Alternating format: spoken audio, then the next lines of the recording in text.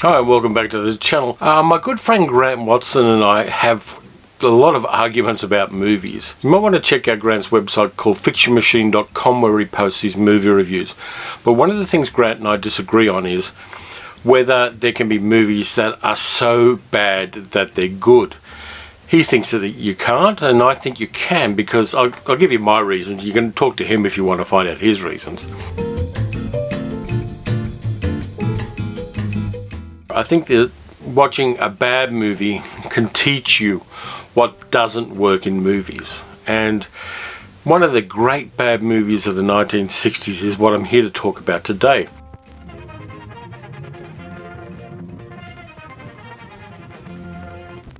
It is a train wreck in so many ways, and I love it for that. It was made in 1966. It stars Stephen Boyd, Elke Sommer, Milton Berle, and Tony Bennett in his only acting role. Tony Bennett, the jazz singer, playing a guy called Jaime Kelly, who's half Irish, half Jewish.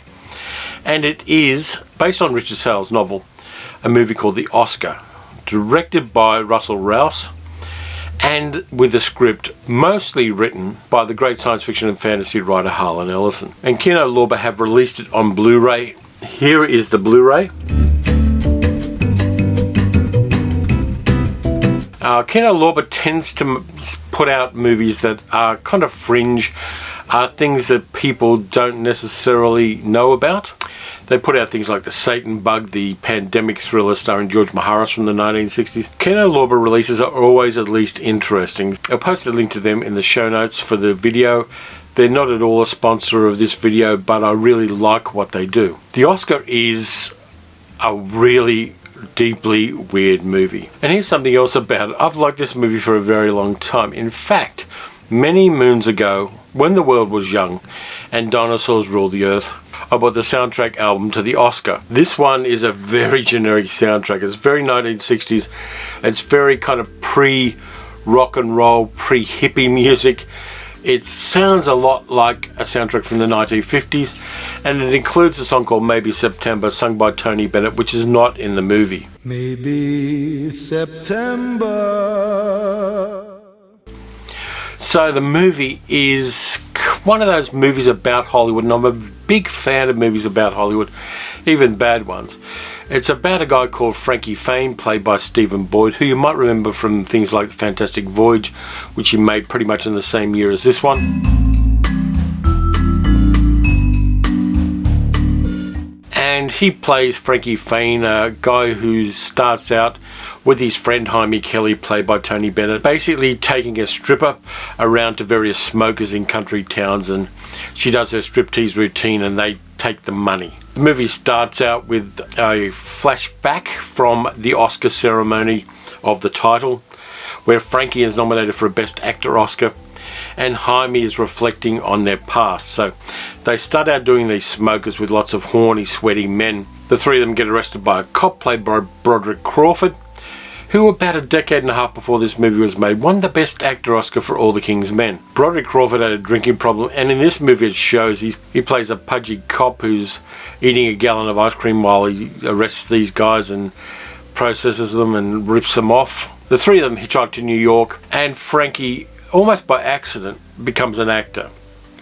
He's kind of a protege, let's say, of Sylvia, a character played by Eleanor Parker. Really fine actress. Eleanor Parker was nominated for 3 Academy Awards in her career in the early 1950s and in the 60s as a slightly older actor. Had a whole bunch of roles where she was much better than the movies she was in. We also get Elke Sommer, who was pretty much in every movie in the 1960s, playing Kay, the woman that Frankie is ostensibly in love with, though he tends to use women up like tissues, which is one of the lines in the movie, that he treats women like tissues. He uses them once and then throws them away. And we get Milton Berle, the great Milton Berle, comic actor, playing a straight role as Cappy, who is the agent of Frankie.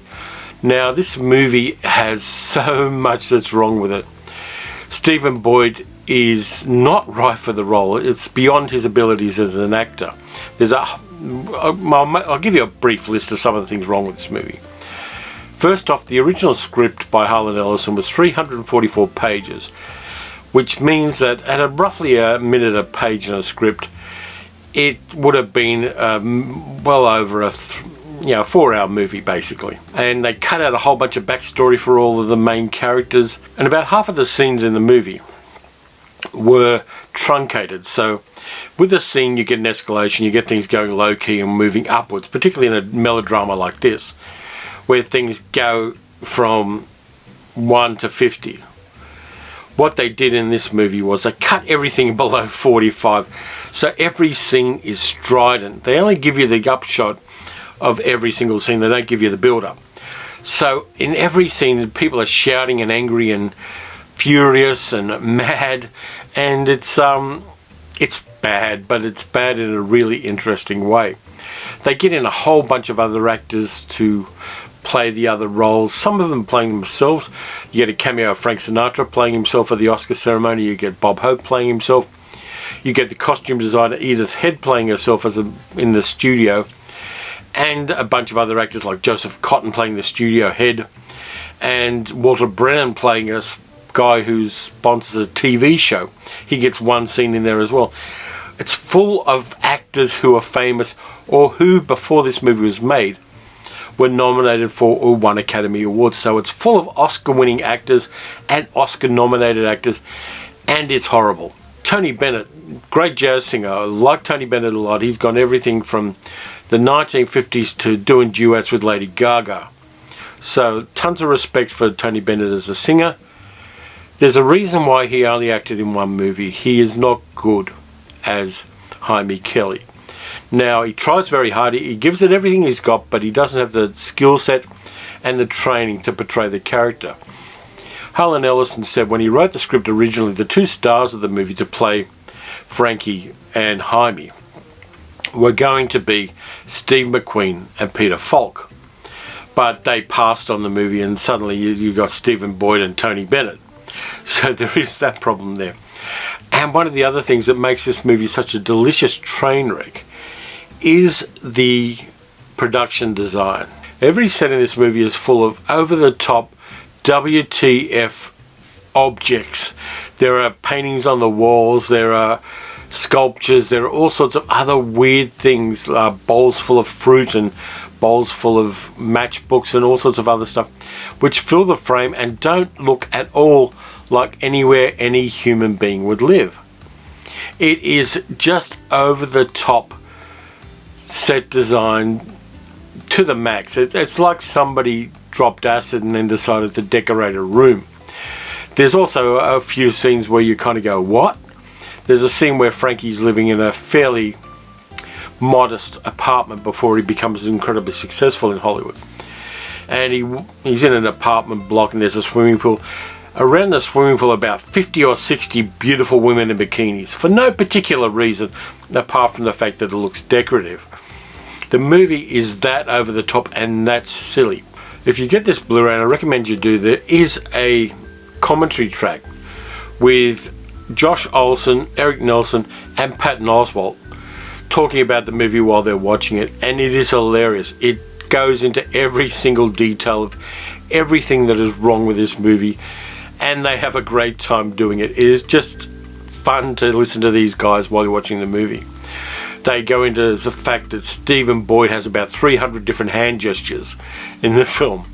They go through Elke Sommer's dresses and hair and makeup, and this movie is everything that's wrong with 1960s cinema, and it's mesmerizing to watch. I watched it twice, once with the commentary track and once with just the movie itself yesterday, and it was more mesmerizing the second time around. It's just a crazy piece of 1960s cinema, and if you're the sort of person who can really lean into watching a so bad it's good movie, you should really check out the Oscar.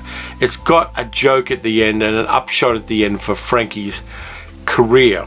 I haven't even mentioned Ernest Borgnine, another Oscar winner, and Edie Adams. Ernest Borgnine plays a private detective in this one. There are some really weird plot twists in this movie, and it is just a lot of fun. On the commentary track, I did hear that there's an idea to release the original 344-page script of the Oscar as a book. Harlan Ellison's original script, and I would buy that because I really want to read it. The dialogue in this movie as well is crazy. It's hipster dialogue. Patton Oswalt says in the commentary track that every character sounds like a different version of Harlan Ellison. They all talk in the same smart-ass, literate and imaginative way that Harlan Ellison spoke, and I met him a couple of times at various conventions and at a party, and yeah, I can see what they mean by that. So if you're in the mood for something that's really off the wall, crazy, and shows everything that can possibly go wrong with a big budget 1960s Hollywood movie, then you should really check out The Oscar. It's a one-off. There's nothing quite like it in cinema. And if you, like me, like movies that are by Hollywood, that are about Hollywood, it's a definite recommend. It is just fun because it is a train wreck in every single way. So anyway, thank you very much for watching. If you enjoyed the video, please like and subscribe. Let me know whether you've seen The Oscar and tell me your favorite movie by Hollywood about Hollywood. There are so many of them. There's Robert Altman's The Player. There's The Bad and the Beautiful. There's 2 Weeks in Another Town. Just a lot of movies where Hollywood swallows its own tail. And there's always something a little bit interesting about them. So in the meantime, look after yourself. Stay safe. Watch good movies. Watch particularly bad movies. And I'll catch you next time.